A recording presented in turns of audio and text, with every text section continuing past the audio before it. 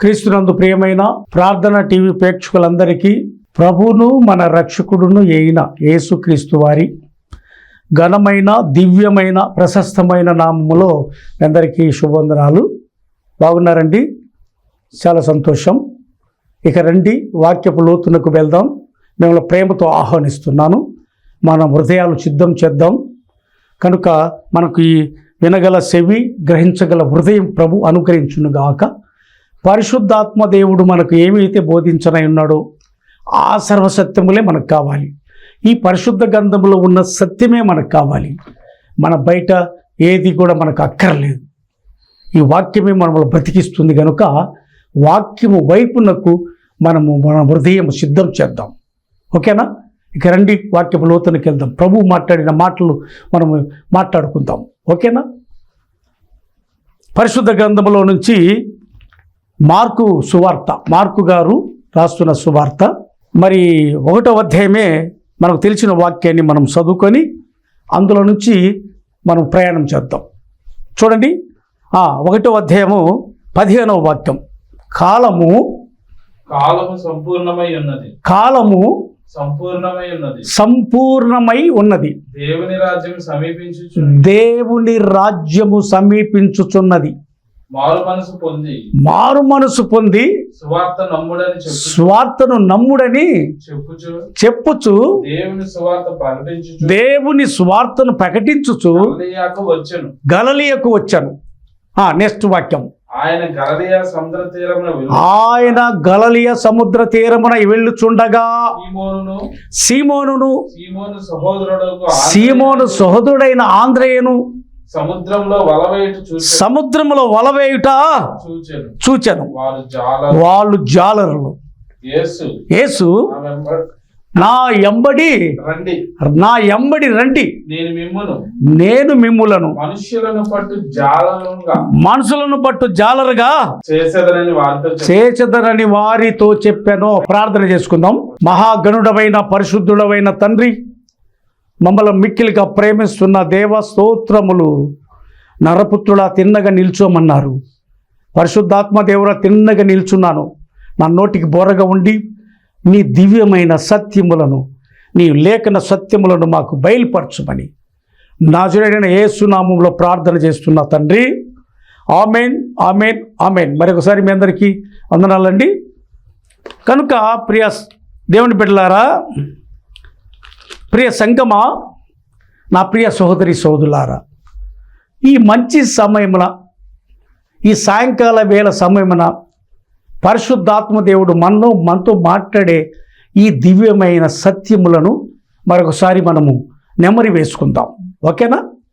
ప్రభువు ఏం చేశాడంటే, మరి బాప్తిసం పొందిన తర్వాత, మరి శోధన జయించిన తర్వాత, అపవాదిని జయించిన తర్వాత ఆయన ప్రకటించిన మొట్టమొదటి మాట, కాలము సంపూర్ణమై ఉన్నది, దేవుని రాజ్యము సమీపించి ఉన్నది, మారు మనసు పొంది సువార్తను నమ్ముడి. ఇప్పుడు సువార్తను నమ్ముటట్టుగా ఉండాలి. అది కొటేషన్. మన ప్రభు ఆ దినములలో మాట్లాడిన మాట ఇప్పుడు మనతో మాట్లాడుతున్నాడు. మార్కు గారు మరి ప్రభు యొక్క శిష్యుడు కాదు, కానీ ఆయనతో ప్రయాణం చేసిన అనుభవం ఉంది. ఆయనతో మరి బర్నబాతో ప్రయాణం చేసిన అనుభవం ఉంది. వాళ్ళ తల్లిగారు కానీ ఇతర కానీ దేవుని పరిచర్యలో ఇన్వాల్వ్ అయ్యి ప్రభు సేవ దృక్పథం ఏంటో మరి పౌలు గారితోనూ బర్నబాతోనూ వీళ్ళతో సేవ చేసి ప్రభు యొక్క విషయాలను మార్కు గారు దివ్యంగా ఈ యొక్క మార్కు సువార్తలో పొందుపరుస్తూ ఈ యొక్క మొదటి అధ్యాయంలో ఇలా రాస్తూ ఆయన తన శిష్యులను పిలుచుకున్న విధానముని పొందుపరిచాడు. ఎవరిని పిలిచాడు? ముందు జాలర్లను పిలిచాడు. ముందు ఎవరా జాలర్ అంటే సీమోన్, ఆంద్రేయ. వీళ్ళని పిలిచి మిమ్మల్ని మనుషులు పట్టే జాలరుగా చేస్తాను. మీరు చేపలు పట్టేవారుగా కాదు, కానీ మిమ్మల్ని మనుషులు పట్టే జాలరుగా చేస్తానన్నాడు. నా ప్రియ దైవజనుడా, నా ప్రియ దైవ సేవకుడా, ఇక్కడ చూసినట్లయితే, మనము ఇందులో గమనించినట్లయితే మనం ఏం చేయాలంటే, మనం ఇదివరకు వెనకర పని ఏదో చేస్తూ ఉన్నాం. ఒకరికొకరిమి ఏదో పనులు చేయకుండా ఏముండము. వీళ్ళైతే జాలరులు, మనం ఇంకేరే పనులు చేయొచ్చు. చేస్తున్నప్పుడు ప్రభు పిలిచాడు. ఏమని పిలిచాడు? నన్ను ఎమ్మడించు. చూసారా ప్రభు మాట? ఎమ్మడించే అనుభవం ఉండాలి. వెంబడించే అనుభవము ఉండాలి. అంతేగాని మనం ఎంట తిప్పుకుంటే అనుభవం ఉండకూడదు. ప్రభుని వెంబడించాలి. మన ఎంట తిప్పుకుంటే ఏం సుఖము? అర్థమైందా వాక్యం? ప్రభు వెంబడించాలి, ప్రభుని వెంబడించాలి. నన్ను వెంబడించమన్నాడు ప్రభు. ఆ శిష్యులు ప్రభుని వెంబడించారు. వారికి మాట ఇస్తున్నాడు ఏమని? మిమ్మల్ని జాలరు కాకుండా మనుషులు పట్టే జాలరుగా చేస్తా, చేపలు పట్టే వాళ్ళు కాదు ఇక నుంచి. అది ప్రభు పిలిచిన పిలుపు. ప్రభు మనకు నేర్పించినటువంటి గొప్ప ఈవి అది. తెలుసండి, ఇది విషయం. అలాగా ప్రభు పిలవాలి. మనగా కుదరదు. నువ్వు వేషం వేసుకున్నా కుదరదు. ఏం కుదరదు? No nothing. ప్రభు కనుగొనాలి, ప్రభు పిలవాలి. ఆ సేవ దృక్పథాన్ని మనకు అప్పచెప్పాలి. అప్పుడు మనం చేస్తున్న పరిచర్య ఆత్మల రక్షణ భారమై ఉంటుంది. ఆత్మల ప్రజ్వలింపబడుతుంది. వాక్య స్పిరిట్ ప్రజ్వలింపబడుతుంది. ఓన్లీ స్పిరిట్ ప్రజ్వలింపబడుతుంది. పరిశుద్ధాత్మ దేవుడు వారితో మాట్లాడతాడు. మనం వెళ్ళిన ప్రతి స్థలంలో నశించిపోయే ఆత్మలకు ఈ వాక్యము అందుతుంది. అంతే, కాలము సంపూర్ణమైంది అని చెప్పాడు. ఈ దినములలో చూస్తుంటే కాలము సంపూర్ణమైందే. ప్రభువు చెప్పిన మాటలు ఇప్పుడు నెరవేర్చబడుతున్నాయి. ప్రియ మిత్రమా, మీరు గమనించినట్లయితే కాలము ప్రభు బోధించిన వాక్యము బోధించి మారు మనసు పొందమంటున్నాడు. మనం ఏం చేయాలంటే మారు మనసు పొందాలి. నా ప్రియ సిస్టర్, నా ప్రియ సోదరుడా, ఇప్పుడు దాకా ఏ స్థితిలో ఉన్నావో నాకు తెలియదు, కానీ ప్రభు మాటలు ఏంటంటే ఎంతకాలం ఇలా ఉన్నా నువ్వు మారు మనసు పొందు. ఎంత మెల్లని స్వరం అండి. మారు మనసు పొందు, సువార్తను నమ్మో అంటున్నాడు. అంటూ తన శిష్యులను పిలుచుకుంటున్నాడు. తన సేవ దృక్పథంలోనికి తన శిష్యులను పిలుచుకుంటున్నా. తదుపరి మీరు సేవ చేయాలి కాబట్టి వారిని పిలుచుకుంటున్నాడు. ఆ సముద్ర తీరమున వెళ్తూ గలిలయ ప్రాంతానికి వెళ్ళి సముద్ర తీరమున వెళ్తూ ఉండగా శిష్యులు కనపడితే వాళ్ళు పిలుచుకుంటున్నాడు. సీమోన్ని, ఆంధ్రని పిలిచాడు. తర్వాత చూసినట్లయితే మనము ఇక్కడ చూసినట్లయితే చూడండి, ఆ యొక్క 17వ వాక్యం చదువుకుందాం. నా ఎంబడి రండి. యేసు ప్రభుల వారు ఏం చెప్పాడంటే ఆ శిష్యులతో నా ఎంబడి రండి. నా ప్రియ దేవుని సేవకుడా, నీ మన పరిస్థితి ఎలా పిలిచాడో ప్రభు నువ్వు అర్థం చేసుకోవాలి. నా ఎంబడి రండి అంటున్నాడు శిష్యులను. మిమ్మును మనుషులను పట్టే చూసావా, నువ్వు మనుషులు పట్టే జాలరివి చేశాడు ప్రభు. మనుషులను పట్టాలి నువ్వు, అంతేగాని ఇంకా చేపలే పడుతుంటేట నువ్వు బొట్టల చేపలు దొంగిలించుకుంటూ పోతుంటేట. అర్థం చేసుకో, గమనించు. అంతేగాని నువ్వు చేపలు పట్టేటట్టుగానే ఉండవు. నువ్వు మనుషులు పట్టేవాడిగా దేవుడు చేస్తే నువ్వు చేపలు పడతానంటావేంటి? ఈ పేతురు గారు కూడా ప్రభు సిలువ వేయబడి ఇదైనప్పుడు కూడా మరి చేపలు పట్టని పోయాడు. రాత్రంతా ప్రయాసపడ్డాడు. ప్రభు లేకుండా నువ్వెంత ప్రయాసపడ్డా, నువ్వెంత కట్టినా, ఏది చేసినా, గొప్పగా మనుషులకు చూపించినా నో నిష్ప్రయోజనం. సత్యం ఇది, సత్యము. ఇంకా నువ్వు చేపలనే పడుతున్నావు కానీ మనుషులను పట్టట్లేదు. నశించిపోయే ఆత్మల భారం నీకు లేదు. అంతే. నువ్వు ఎక్కడ మంచి చేప దొరుకుతుందా అని చూస్తున్నావు. ఎక్కడికి వెళ్తే మంచి చేప పడుతుందని చూస్తున్నావు. ఏ కుటుంబానికి వెళ్తే మంచి చేప పడుతుందని చూస్తున్నావు. నో, ఇది ప్రభువుకి పరిశుద్ధాత్మ దేవుడు మనతో చెప్పే సర్వసత్యం ఏంటంటే మనుషులను బట్టే జాలరుగా చేశాడు దేవుడు. నేను పిలిచాడంటే దాని మీనింగ్ మనసులో నశించిపోయే ఆత్మలను వారికి వాక్యం బోధించమని నీ అసత్యం అది.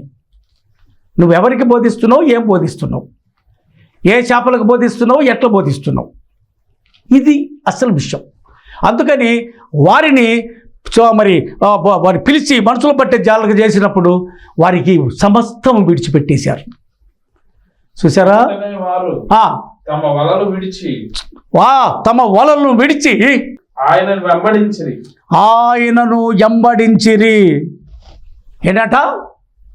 ఏమి విడిచిపెట్టాం మనము? ఎవరిని వెంబడిస్తున్నాం? ఇక్కడ ప్రశ్న అర్థం చేసుకోండి, గమనించండి. వెంటనే వారు తమ వలలు విడిచి ఆయనను వెంబడించిరి. విడిచిపెట్టారు. ఏమి? ఆయన చేస్తున్న వృత్తి, వాళ్ళు చేస్తున్న వలలు, చేపలు పట్టే వలలు, ఇక చేపలు పట్టడానికి ఈ వలలు అవసరం లే, మనుషులు పట్టడానికి వాక్యం అనే వల ఉంది. అది విషయం. ఇప్పుడు వాక్యం అనే వలను పట్టారు వాళ్ళు. ఆనాడు చేపలు పట్టే వలను విడిచిపెట్టారు. వాక్యమనే వలతో నశించిపోయి ఆత్మల భారం కలిగి ప్రయాసపడ్డారు. వాళ్ళకి ఏమన్నా ఉందా? ఏమన్నా పోగు చేసుకున్నారా? ఏమన్నా ఇక్కడ భూలోకంలో ఇది సీమోను గారిది, ఈ బిల్డింగ్, ఈ యొక్క మందిరం సీమోను గారిది. నో నో నో నో మిత్రమా, నువ్వు అర్థం చేసుకోవటం తప్పు అవుతుంది. గమనించటము, వాక్యములో ఉన్న సత్యము నీకు బయలుపరచాలంటే పరిశుద్ధాత్మ దేవుడు గుండెలలో ఉండాలి. నీ హృదయ సింహాసనంపై పరిశుద్ధాత్మ దేవుడు సింహాసనాసీనుడై ఉండాలి. పరిశుద్ధాత్మ దేవుడు మనతో బోధిస్తాడు. ఇప్పుడు పరిశుద్ధాత్మ కాలం, తండ్రి కాలము అయిపోయింది, కుమారుడి కాలం అయిపోయింది. ఇప్పుడు పరిశుద్ధాత్మ దేవుడే మనల్ని సర్వసత్యములోకి నడిపించాలా. సర్వసత్యములు నడిపించాలంటే దివ్యమైన వాక్యాన్ని ఉన్నట్టుగా బోధించాలి. అంతేగాని చేపలు పట్టేటట్టుగా బోధించకూడదు. చేపలు బుట్టలోకి పడేటట్టుగా బోధించకూడదు. జాగ్రత్త మిత్రమా, అప్పజెప్పాలి. ఒకప్పుడు నేనైనా నువ్వైనా ఒకప్పుడు అప్పజెప్పాలి. నీకు ఈ దివ్యమైన వాక్యాన్ని, ఈ బైబిల్ సత్యాన్ని మరి నీకు ప్రబోధించడానికి అధికారం ఇస్తే, దేవుడు పిలిచి మనుషులు పట్టే వలను నీకు ఇస్తే ఇంకా చేపలు పడతానంటావు? No no no nothing, no. జాగ్రత్త. ఇక్కడి నుంచైనా గమనించు వాక్యాన్ని, గ్రహించాలి వాక్యాన్ని. నీకు ఆ వాక్య స్పిరిట్ ప్రబోధించబడతలేదంటే పరిశుద్ధాత్మ దేవుడు ఉన్నాడంటావా? వాక్యము పరిశుద్ధాత్మ దేవుడి ద్వారానే పొందుకొని మాట్లాడుతున్నామా? లేకపోతే మన సొంత మాటలు, అక్కడికి వెళ్ళాను, ఇక్కడికి వచ్చాను, ఈడికి పోయాను, ఆడికి పోయాను, అక్కడికి చేశాను, ఈ అన్ని ఫోటోలు ఈయన పెట్టుకోవటమే సరిపోయిందా? నో మిత్రమా, జాగ్రత్త. పరిశుద్ధాత్మ దేవుడి అంచె దినములు, కాలము సంపూర్ణమై ఉందే, దేవుని రాజ్యము సమీపించి ఉంది. మారు మనసు పొంద, ఎక్కడైనా సరే మారు మనసుకు తగిన ఫలములు ఫలించాలి. అది ప్రభువు కోరుకుండేది. నువ్వేమి ఫలిస్తున్నావు భూలోకంలో? ఏమేం చేస్తున్నావు భూలోకంలో? చాలా డేంజర్ జోన్లో ఉన్నావు. జాగ్రత్త. ప్రభుని విడిచిపెట్టావు. నీ సొంత వేషం వేసుకొని మరి చేపలను పడుతున్నావు. పేతురు కూడా చేపలు పట్టని పోయాడు తెలుసా? ఇంత చెప్పి ఇంత చేసి దేవుడు ఆయన్ను కేపవు, నీ మీద సంఘం కడతాను అని ప్రభువు వాగ్దానం చేస్తే, ప్రభువు ఎప్పుడైతే మరి ఇదేయడో మృత్యుంజయుడు లేచినానికి కూడా ఆయన చేపలు పట్టని పోయాడు. ఏం చేస్తున్నావు నువ్వు నేను? ఇదే ప్రక్రియ. అయితే దేవుడు నమ్మదగిన వాడు, మాట ఇచ్చాడు కాబట్టి పేతురు నువ్వు కేపవు, నీ మీద సంఘం కడతాన్నాడు. ఆయన బోధిస్తే 3000 మంది సంఘం స్థాపించబడింది. దేవుని మాటలు నిరతకమవ్వవు. దేవుని మాటలు ఎప్పుడు కూడా నిలిచి ఉంటాయి. అది సత్యము. సత్యం అంటే అది నేనే మార్గము, సత్యము, జీవం అంటే ఆయనే సమస్తం. కనుక ఈ విధంగా ఆంద్రేయను పిలిచాడు. మనము మరి 4వ అధ్యాయం మత్తయి సువార్త 17వ వాక్యం చదువుకుందాం. అప్పటి నుండి యేసు పరలోక రాజ్యం సమీపించి ఉన్నది, యేసు పరలోక రాజ్యం సమీపించుచున్నది కనుక మారు మనసు పొందుడని చెప్పుచు మొదలు పెట్టాను. యేసు గలిలయ సముద్ర తీరమున నడుచుచుండగా పేతురు అనబడిన సీమోను, అతని సహోదరుడైన ఆంద్రేయ, ఇద్దరు సహోదరులు సముద్రంలో వలవేయుట చూచాను. వాళ్ళు జాలరులు. ఆయన నా వెంబడి రండి. ఆయన ప్రభు అయిన క్రీస్తు ఏం చేశాడంటే, నా వెంబడి రండి, నేను మిమ్మల్ని మనుషులను పట్టు జాలరులుగా చేతునని వారితో చెప్పాను. చూసారా? అది ఆ వాక్యము ఈ వాక్యం సేమ్ డిటోనా? పరిశుద్ధాత్మ దేవుడు సేమ్ డిటో. ఎక్కడ పరిశుద్ధాత్మ దేవుడు మనల్ని సర్వసత్యములు నడిపిస్తుంటే అంత పరిశుద్ధాత్మ దేవుడే. ఆదికాండం మొదలుకొని ప్రకటన గ్రంథం వరకు పరిశుద్ధాత్మ ద్వారా రాయబడింది. వెంటనే వారు తమ వలలను విడిచిపెట్టి ఆయనను వెంబడించిరి. మనం విడిచిపెడుతున్నాము. ఏం విడిచిపెడుతున్నాము మనము? అర్థం చేసుకోండి. అంతేగాని వేరే మాటలు ఓబాకండి. నీ హృదయంలో నిండిందాన్ని బట్టి ఉంటుంది. కనుక అర్థం చేసుకో. ఏమి విడిచిపెట్టాము, ఏమి వెంబడిస్తున్నాము, ఏమి ప్రభు సేవ చేస్తున్నాము, ఇది మనకు కావాల్సినది. ఇది ప్రభు కోరుకుండేది. ఆయన కోరుకుండేది కావాలి కానీ మంది ఎందుకు? మనం ఒకళ్ళు దేవుణ్ణి రక్షణ పనులకి నడిపించగలమా? మన స్థితిగతులను బట్టి దేవుని స్పిరిట్ ఉంటే ఆత్మల రక్షణను కొరకు ప్రయాసపడతాం. మన భారం ఎట్టుంది? ఆత్మల రక్షణ భారం కలిగి ఉన్నామా? ఈ లోకంలో సంపాదన భారం కలిగి ఉన్నామా? గుర్తు చేసుకోవాలి. ఒక్కసారి గమనించో.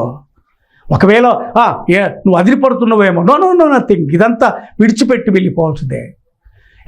ఇదంతా విడిచిపెట్టాలి. నువ్వేం సంపాదించుకున్న భూలోకంలో విడిచిపెట్టాలి అనే శిష్యులు కలిగింది విడిచిపెట్టారు. సమస్తం విడిచిపెట్టి దేవుని వెంబడించారు. ఇది శ్రేష్టమైనటువంటి వాక్య సత్యం, శ్రేష్టమైన ఈవులు. ఇది దేవుని కొరకు ప్రయాసపడ్డారు. వారు ఏం సంపాదించుకోలేదు. అడిగారు, ప్రభువా మా పరిస్థితి ఏంటి? సమస్తం విడిచిపెట్టాం కదా, నిన్ను వెంబడిస్తున్నాం కదా, పరిస్థితి ఏంటి అని అడిగాడు. అడిగితే పరలోక రాజ్యములో మీకు సింహాసనములు ఉంటున్నాయని చెప్పాడు. తెలుసా, దేవుడు పరలోక రాజ్యానికి నువ్వు ప్రయాసపడాలి కానీ భూలోకంలో అది చూపించి ఇది చూపించి ప్రజలంతా మప్పిపెట్టి, మనుషులను మప్పిపెట్టి ఏది సంపాదించినా భూమి మీద ఏమీ కట్టుకుపోవు. అది పనికిరానిది అన్నమాట. తుప్పెక్కుద్ది, దొంగలు వచ్చి కన్నమేస్తారు. కానీ పరలోక సంబంధమైన ధనము దాన్ని చేకూర్చుకుంటే నువ్వు ధన్యుడువో, నువ్వు ధన్యురాలవు. ఎట్టుంది మన స్థితిగతులు? ఏ స్థితిలో ఉన్నాం? ఏ పరిస్థితిలో ఉన్నాం? ఈ శిష్యులను పిలిచాడు. పోతే ఇక్కడ 21వ వాక్యంలో మనం చదువుకుంటే ఆయన అక్కడ నుండి వెళ్ళి జబదయ కుమారుడైన యాకోబు అతని సహోదరుడైన యోహాను మరి ఇద్దరు సహోదరులు తన తండ్రి అయిన జబదయ దోణిలో వలలు బాగు చేసుకొనుచుండగా చూచి వారిని కూడా పిలిచెను. చూసారా, వారిని కూడా పిలిచెను. పిలుపుకు తగినట్టు జీవితము అందుకోసము కావాలి. నీ పిలుపు ఉందా? నువ్వు పిలుపుకు తగిన జీవితం జీవిస్తున్నామా? పిలుపు ఏమిటి? నిన్ను ఎవరు పిలిచారు ఏంటి? ఇవన్నీ తెలుసా నీకు? ప్రభువు పిలిస్తే నీ జీవితము మార్చబడుతుంది. నీ జీవితం ఎట్టుంటుందంటే ఇది ఈ శిష్యుల్లాగా ఉంటుంది. మరి ఆంధ్రయ్యలాగా ఉంటుంది, సీమోనులాగా ఉంటుంది, ఈ జబదయ కుమారులు యోహాను 12 మంది శిష్యుల్లాగా ఉంటుంది. తెలుసా, 12 మంది శిష్యుల్లాగా ఉంటుంది. చూడండి, 12 మంది శిష్యుల పేర్లు కూడా రాయబడి ఉన్నాయి. మార్కు సువార్త 3వ అధ్యాయము 17వ వాక్యం. ఆయన శిష్యుల పేర్లన్నీ వారెవరనగా ఆయన పేతురను పేరు పెట్టిన సీమోను, జబదయ కుమారుడు యాకోబు, అతని సహోదరుడైన యోహాను, ఆయన బోయనర్గేస్ అంటే ఉరిమేడి వారని అర్థమా? బోయనెర్గేస్ అనగా ఉరిమేడి వారని అర్థం. ఆంద్రయ, ఫిలిప్పు, బర్తలోమై, మత్తయి, తోమా, అల్ఫై కుమారుడగు యాకోబు, తద్దై, కానానీయుడైన సీమోను, ఆయనను అప్పగించబడిన ఇస్కరియోతు. చూసావా, ఇల్లు 12 మంది శిష్యులు. ఇళ్లలో అందరూ సేవ దృక్పథం కలిగి ప్రయాణం చేశారు. వాళ్ళెవరు ఏం సంపాదించుకోలేదు, హతసాక్షులు అయిపోయారు. సువార్త కొరకు ఈ భూలోకంలో వాళ్ళు హతసాక్షులు అయిపోయేబట్టి మనకు సువార్త మనకు సంక్రమించింది. ఈ విషయాలు తెలుసుకోవాలా మిత్రమా? ఈ విషయాలు తెలియకుండా మనం ప్రయాణం చేస్తే ప్రయోజనం లేదు. వీళ్ళకి ఏముంది చెప్పండి? అసలు వీళ్ళు సువార్తను ప్రకటించారు, హతసాక్షులు అయిపోయారు కదా. మనకు తెలుసు వీళ్ళు ఎవరెవరు ఎట్లా హతసాక్షులు అయ్యారో మనకు బాగా తెలుసు. కానీ ఇస్కరియోతు యోధ ఆయనతో ఉన్నాడు. ఆ డబ్బు సంచి ఆయన దగ్గర ఉంది. ఆయన ఏం చేశాడంటే ఒక వచ్చి అత్తరంతా ఆయనకు ఇక భూస్థాపన జరగబోతుంది, ప్రభువు ఇక మనకు ఉండడని తెలుసుకొని అత్తరు తెచ్చి పూస్తే ఇంత ఇలువ కలిగినటువంటి అబ్బో ఇస్కరియోతులాగా ప్రవర్తిస్తున్నావు అంతే.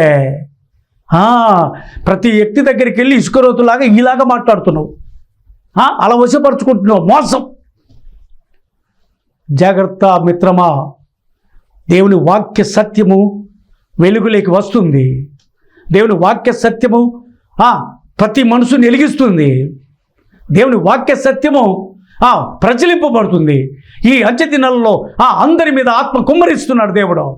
ఆత్మ ప్రజ్వలింపబడి లేఖనంలో ఉన్న సత్యాన్ని బయలుపరుస్తున్నాడు దేవుడు. కనుక ఇస్కరియోతు యూదలాగా ఆయన నమ్ముకునే స్థితిలో ఉండబాకండి. ఆయన మరి ప్రకటించి హతసాక్షులైపోయిన శిష్యులు, ఆయన పిలుచుకున్న శిష్యులు హతసాక్షులైన అయిపోయారు. కానీ ఆయన సువార్తను ప్రకటించక ఉండలేము. ఇది కొటేషన్. పిలువబడిన శిష్యులు వీళ్ళు. పిలువబడిన దైవ సేవకుడా, నీ స్థితిగతులు ఎలా ఉన్నాయి? మరి దాన్ని మనం గమనించుకోవాలి. వాక్య స్పిరిట్లో మనం ప్రజ్వలింపబడాలి. దేవుని ఆత్మలో మనము ప్రజ్వలింపబడి ఆత్మస్పిరిట్గా బోధించాలి. ఈ అంచె దినాల్లో నువ్వు మాట్లాడే ప్రతి మాట దేవుని మాటలై ఉండాలి. దేవుడు ఏం బోధించాడు, ఆ తాత్పర్యం ఏంటి, ఆ భావన ఏంటి, ఎందుకు బోధించాడు, అందుకోసం అక్కడ ఎందుకు బోధించాల్సి వచ్చేది, శిష్యులను ఎందుకు పిలుచుకున్నాడు, ఆయన తదుపరి స్వార్థను ప్రకటించాలి కనుక వారిని బలవంతులను చేశాడు. దేవుడు ఆత్మ ప్రజ్వలింపబడతడు చేశాడు. ఆ మేడగదిలో ఆత్మ దిగతడు చేశాడు. పేతురు బోధించలేకే 3,000 మంది రక్షణ పొందారు.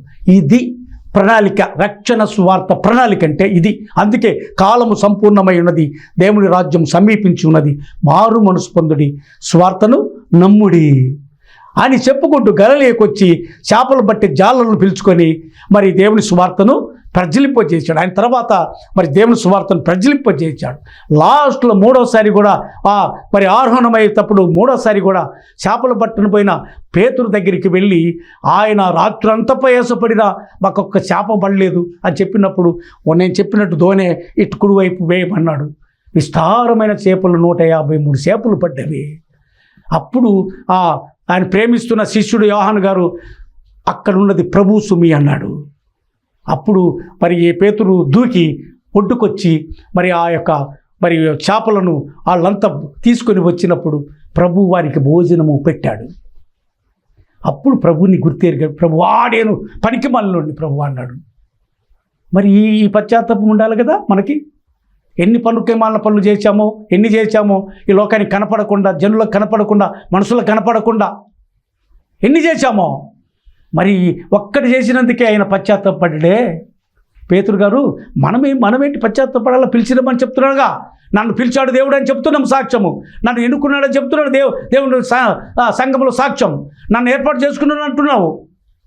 ఇన్ని చెప్తున్నావు. ఏది పిలుపుకు తగిన జీవితం ఏది? పిలుపుకు తగినటువంటి ఆ ప్రయాణం ఏది? ఆత్మల రక్షణ భారం ఏది? చేపలను పడుతున్నావు అంతే. పేతురు గారు వెళ్ళి చేపలు పట్టాడు చూసావు, మరలా వెళ్ళి ఒక్కడి పడలేదు. నీ ప్రయాస అంతే, ఒక్క ఆత్మ కూడా రక్షింపలేవు. జాగ్రత్త మిత్రమా. దేవుని ప్రియ సోదరులు బతిమాడు చెబుతున్నాను నమస్కరించి. వాక్య స్పిరిట్ ఏమైతే బోధిస్తుందో అది మనకు కావాలి. మనకంటే గనులుగా మన సోదరులు ఎన్నుకోవాలి. నీకు కొంచెం ఇదే లేక 10 మంది కలిసి ఏదైనా ఇచ్చలేక నువ్వు గొప్పడి వేయలేకే అట్లా ఉండకూడదు. ప్రభు కోసం పంచిపెట్టు. ఆ దినాలలో ఆదిమ అపోస్తులు కలిగిన కొలది పంచుకున్నారు. నువ్వు అది వాక్యాన్ని పక్కన పెట్టి నీవే మొత్తం అంటే అట్ట నో. ఒక చోట సంఘం కట్టి వారు ఒకరికి అప్పచెప్పారు. నమ్మకమైన అపోస్తులు పౌలు గారు కూడా అదే చేశాడు. సంఘాలు కట్టి నమ్మకమైన వ్యక్తికి అప్పచెప్పటము, ఇంకో ప్రాంతానికి వెళ్తాం. ఆయన అన్ని సంఘాలకు అధ్యక్షుడయ్యాడు. మనం ఏం చేస్తున్నామో ఇది అస్సలు సిస్సలైన సువార్త అంటే అది సువార్త. కనుక మనకు ప్రభు బోధించిన సువార్త అది, మనకు ప్రభు నేర్పించిన సువార్త అది. ప్రాణముల సహితం కూడా పెట్టడానికైనా ఎన్నుకోలేదు. అది సువార్త. అది శిష్యులు, పిలిచిన శిష్యులు, మన యేసు ప్రభుల వారి శిష్యులు అది నిలబెట్టారు. హతసాక్షులు అయిపోయారు. తోమ మన దేశం వచ్చి సువార్తను ప్రకటించి ఆ వర్షతో పొడిపించుకొని చనిపోయాడు.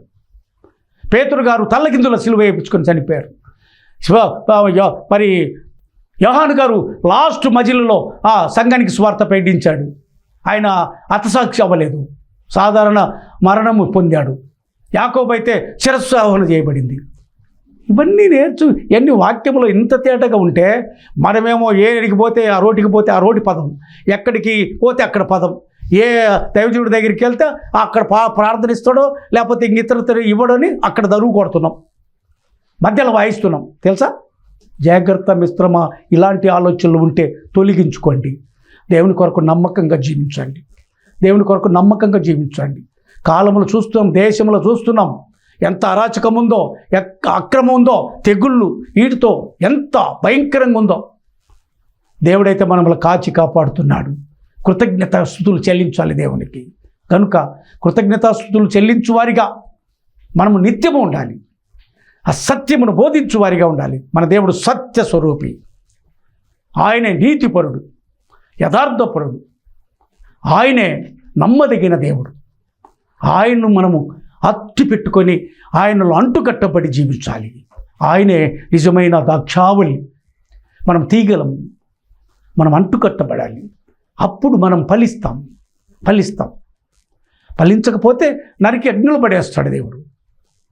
మనకు కాలము ఇవన్నీ కలిసి వస్తున్నాయి అనుకుంటున్నాం. కలిసి రావటం కాదు. అది అపవాది ఏం చేశారంటే దేవునికి శోధనలో ఉన్నప్పుడు వచ్చి, ఈ శోధనలో అయితే నా మాట వింటాడని వచ్చి ప్రభువుని శోధిస్తూ, ఈ లోక రాజ్యములన్నీ నీకు ఇస్తా, ఒకసారి సాగిలపడమన్నాడు. అప్పుడు ప్రభు అపవాది నా వెనక్కకు వెళ్ళు అన్నాడు. కానీ ఇప్పుడు ఇవన్నీ వస్తున్నాయి అనుకుంటే అపవాదికి సాగిల పడితే నీకు ఎన్ని వస్తున్నాయి. ఇది గుర్తెరుగు. అపవాదికి నువ్వు ఎప్పుడైతే సాగిలపడ్డావో ప్రభువుని రిజెక్ట్ చేశాడు, నువ్వైతే దాన్ని స్వీకరిస్తున్నావు. అందుకని ఈ లోకంలో నువ్వు అలా కనిపించాలని చూస్తున్నావు. ఎందుకు నీకు ఇదంతా విడిచిపెట్టిపోవాల్సిందే కదా. ఇదంతా విడిచిపెట్టిపోవాలి. ఆనాడు శిష్యులు వలలు విడిచిపెట్టారు, కానీ నువ్వైతే ఇదంతా విడిచిపెట్టిపోవాలి. ఒకవేళ కూడా పెట్టుకుంటే జాగ్రత్త. నా మిత్రమా, దేవుని కలిగి జీవిస్తున్నామని చెప్పుకునే వారులారా, దేవునితో ప్రయాణం చేసే మనము ఈ శిష్యులంతా త్యాగం చేయలేకపోయినా దేవుని కొరకు నమ్మకంగా జీవిద్దాం. దేవుని కొరకు నమ్మకంగా దేవుని సేవ చేద్దాం.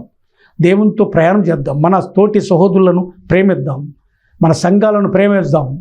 మన సంఘములో ఆత్మల కొరకు ప్రయాసపడదాం. వారిని ఇంకా ఉత్తేజపరిచి దేవుని రాజ్యం వారికి చూపిస్తూ వారు దేవుని సన్నిధిలో ఎదిగేటట్టు చేద్దాం. కుక్కబెట్టు వారిగానే ఉంచబాకండి. వారిని లేపి సువార్తకు పంపించు వారిగా చేయండి. అట్టి కృప, అట్టి మహిమేశ్వరం దేవుడు మన అందరికీ దయచేయనుగాక. దేవుడి మాటలు దీవించి ఆశీర్వదించునుగాక. ప్రార్థన చేసుకుందామండి. తల్లు వంచండి, కళ్ళు మూయండి. ప్రార్థన. మమ్మల్ని మిక్కిలిగా ప్రేమించిన దేవ స్తోత్రం, వందనాలు. మీరు మాట్లాడిన ఈ మాటలకై నీకు స్తోత్రములు ప్రభువా. ప్రతి హృదయం తాకటానికి కృప అనుగ్రహించండి. ప్రతి హృదయంలో మీరు నివాసం చేయండి. హృదయ సింహాసనాసీనుడవై ఉండండి. ఈ వాక్యమున్న ప్రతి బిడ్డను దీవించండి, ఆశీర్వదించండి. నాయన ఈ వాక్యం విస్తరింపొచ్చాయండి, ఫలింపొచ్చాయండి. నీ లేఖన సత్యములో ఉన్న సత్యము ప్రభు ఇది. కనుక మాతో ఈ పరిశుద్ధాత్మదేవ మాతో మీరు మాట్లాడినందుకు కృతజ్ఞతలు, మాకు తెలియపరిచినందుకు కృతజ్ఞతలు. నీ శిష్యులను ఎన్నుకున్నావు. ఈలో రాజ్య సువార్తకై ఏర్పాటు చేసుకున్న శిష్యులు నాయన ప్రకటించారు సువార్తను. కన్న వాటిని గూర్చి, విన్న వాటిని గూర్చి మేము చెప్పకుండా ఉండలేమని సువార్తను ప్రకటించి హతసాక్షులు అయిపోయారు ప్రభు. మేమైతే ఏం చేస్తున్నాం ప్రభు? నీకు నాయన కనికరించండి, నాయన క్షమించండి, కృపతో జ్ఞాపకం చేసుకోండి. నీ ఆత్మవర్షం కుమ్మరింపచ్చండి. ప్రతి వ్యక్తిని నీ సొత్తు ప్రభువ, వారిని దీవించి ఆశీర్వించండి. ఏ స్థితిలో ఉన్నారో నాకు తెలియదు, కానీ వారి స్థితిగతులను మార్చండి. నీ ఆత్మ బలము చేకూర్చండి. వారిని ఉత్తేజపరచండి, లేవనెత్తండి ప్రభువా. వారి కుటుంబాలను బాగు చేయండి. అన్ని విషయంలో కృప చూపించమని నజరేయుడైన యేసు నామములో ప్రార్థన చేస్తున్నాను తండ్రి. ఆమేన్, ఆమేన్, ఆమేన్. గాడ్ బ్లెస్ యు అండి. మీ అందరికీ వందనాలు. Praise the lord.